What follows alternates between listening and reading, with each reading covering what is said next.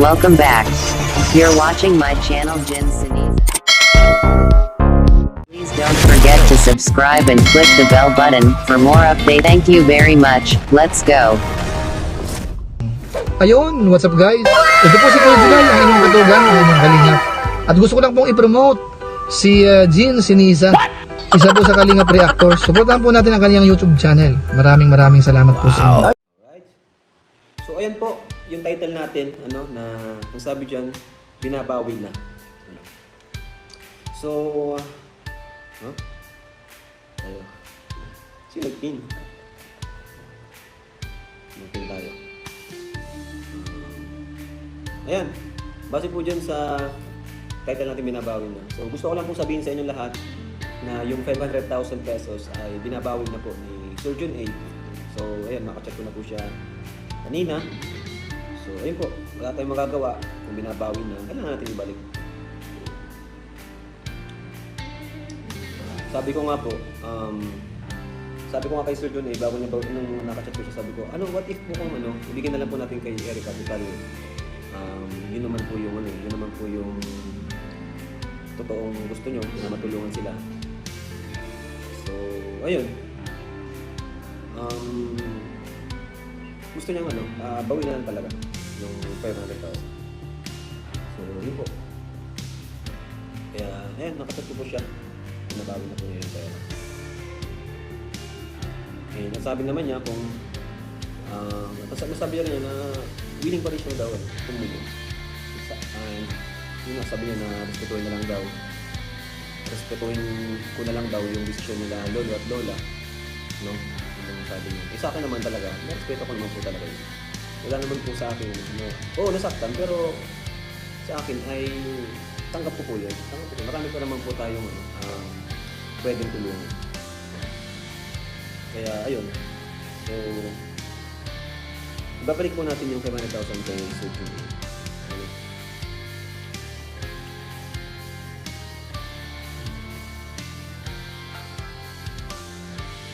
Avoid din bambang. Ay, hindi po. Hindi po.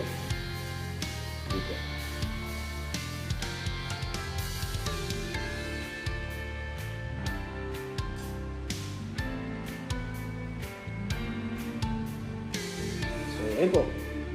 Hindi natuloy yung pinakamataas na sponsorship sa atin na 500,000. Wala pa rin po talaga. So, mga next pabayan natin, sariling gastos pa rin natin mula sa channel natin. Ang cost na bibigay sa atin, no? Bibigay sila ng hindi naman ganun kalakihan and madami sila doon. Pero at least, andyan sila sama-sama nagbibigay. And syempre kayo mga viewers, salamat sa inyo, hindi nyo kami iniwan. Kasi yung pinapapabahay po natin ay mula din talaga sa ating YouTube channel. Halos lahat po ay mula sa YouTube channel natin. Kaya yung 500,000 ay nawala po ulit. hindi po naging totoo yung natin kasi yun, binabawi na po sa atin. Kaya, ayun. Opo, yun naman po, hindi na po yun. Sa kanila na po yun. Ayan. And ang sabi naman po ni Sir Jun A, willing pa rin naman daw po siyang tulungan si Erica. Yung sabi niya sa akin, willing pa rin siyang tumulong. Kung sakali mang, kailanganin, ikausap sila ulit. Sabi niya, willing pa rin daw po siyang tumulong kay Erica sa tuition, sa pag-aaral. Kaya sa tingin ko, si Erica ay, siya ay, yun nga, hindi naman po yan tatanggi sa atin hindi naman po yan kumbaga-alis sa atin kung talagang hindi pa nila kaya, kung hindi nila kailangan ng tulong. Sa tingin ko yan, kaya nila ang kanilang sarili ng pamilya. Kaya nila makapag-aral. So, yun po, hayaan na po natin, huwag natin isipin na kawawa sila. Hindi po, kasi hindi po yan naalis sa atin kung hindi nila kaya. Ano lang po, simple logic lang po yun, common sense na po yun. Bakit mo tatangkin yung grasya nandiyan? Wala namang kapalit na sobrang hirap. Diba? Kasi sa akin lang, kung hindi nila gusto yung love team, mabilis akong kausap. Sige po, tignan natin love team, normal vlog na lang. Pero hindi naman po yun yung nila, hindi naman po yung gusto nila. Kasi kung yun talaga yung gusto nila, napili yung love team, sana yun pala diba? Yun pala hindi nila pinanggap yung love team. Pero sa tingin hindi nila nila. Kaya sa tingin ko, kaya na po nila. Kaya wag po natin isipin na sana pagbahayan mo rin kasi total, nag-vlog naman natin. Hindi ba may nag-comment na gano'n? Total, nag-vlog mo, sana pagbahayan mo. paano po natin mag-vlog kung ngayon nga po ipagkita sa atin, di ba? Ipagkita sa atin. And, tapos, ayun. At ano, ayun na rin ano, yun nga, paano natin mag-vlog kung mahirap ng ano, ayaw tayo makita, diba? At ako naman po ng gano'n nang pipilitin natin yung isang tao.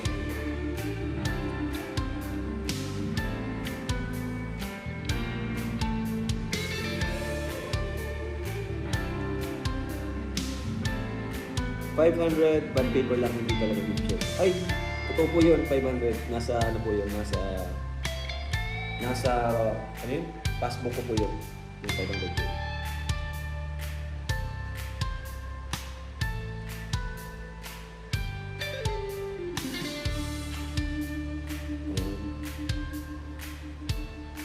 Saka ano, tawag dyan, imutang sasabihin ko. Huwag niyo na po i-bash yung search yun eh. Opo, huwag na po natin kasi hayaan na po natin, di na po natin talaga alam yung ano, kung ano nangyari, diba? Di na po natin alam kung ano yung pinakadahilan, dulo. Alam na talaga natin na yung pag-aaral ni Erica ay nakabala kasi yun naman po yung sinabi sa atin, diba? So, hanggang doon na lang po isipin natin. Pero kung hindi ko naman po hawak yung pag-iisip niyo, grabe, ang dami kasi yung iba, kung ano na rin naiisip. No? Kaya sa akin talaga, mas okay talaga kung si Erica mismo yung magsasabi. Kahit ano, kahit simple nyo lang.